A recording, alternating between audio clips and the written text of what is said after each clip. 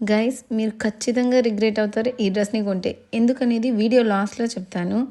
ఈ డ్రెస్ అయితే చూడడానికి చాలా ట్రెండీగా ఉంది. ఇది ఒక 3 పీస్ కార్డ్ సెట్. దీనికి ఒక crop top along with long skirt and struck వచ్చింది. క్రాప్ టాప్ మొత్తం మిర్రర్ వర్క్ ఇచ్చాడు. ఇక skirt waste and struck edges కూడా మిర్రర్ వర్క్తో హైలైట్ చేశాడు.